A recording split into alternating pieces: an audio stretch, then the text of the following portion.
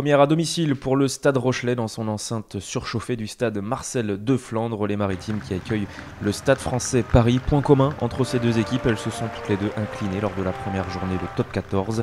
Les Rochelais qui ont perdu 28-10 du côté du stade Marcel Michelin de Clermont. Le Stade Français qui de ce côté a perdu très largement du côté du Loup au Matmut Stadium de Gerland. Défaite 43-9. Deux équipes donc en quête de rachat, alors que l'arbitre de la rencontre serait monsieur Alexandre Ruiz.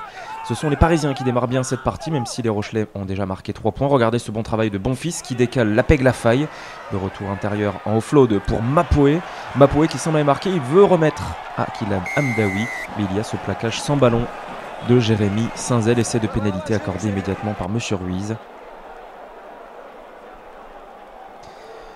Et double peine pour le Stade Rochelais avec ce carton jaune pour l'arrière des Maritimes.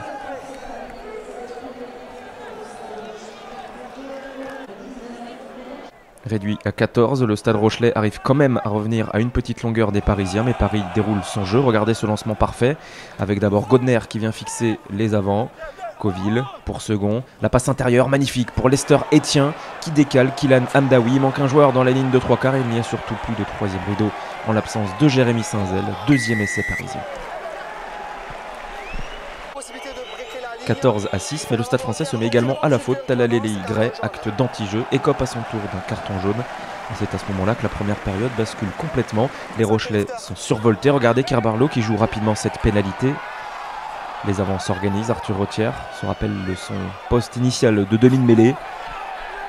Avec John Ekovu qui aplatit en force ce premier essai Rochelais. On essaie de transformer 14-13 et juste avant la pause, on va continuer de dérouler du côté des Maritimes avec cette croisée entre Rottière et Orioli et ce offload surtout pour Jérémy Saint-Zel et le décalage est fait en bout de ligne pour Pierre Aguillon, deuxième essai Rochelais. 18-14 et 20-14 avec la transformation, c'est le score à la pause pour les Maritimes. Des Rochelais qui attaquent la deuxième période de la même manière qu'ils ont terminé la première, sous le regard de Vincent Rattez qui vient de clôturer la préparation du mondial avec le 15 de France. Les Rochelais et les Brock James, regardez, 38 ans et ce bon coup de pied pour son ailier Arthur Rottière, troisième essai Rochelais.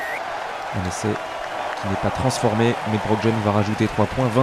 28-14, s'ensuit une longue période complètement stérile jusqu'à cette fin de match où les Parisiens se dévoilent, se découvrent et profite de la garde baissée du côté du Stade Rochelais. Jonathan Danty qui marque 7 essais.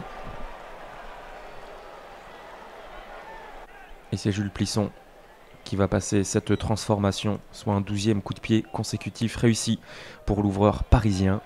28-21, il reste 4 minutes à jouer. L'espoir pour Heineke Meyer d'aller peut-être chercher un match nul. Et cet espoir, il va devenir réalité tout simplement avec Jules Plisson qui trouve Lapeg-Lafaille, la passe au contact pour Mapo et le décalage encore pour Kylian Hamdaoui qui s'offre un doublé juste avant la sirène.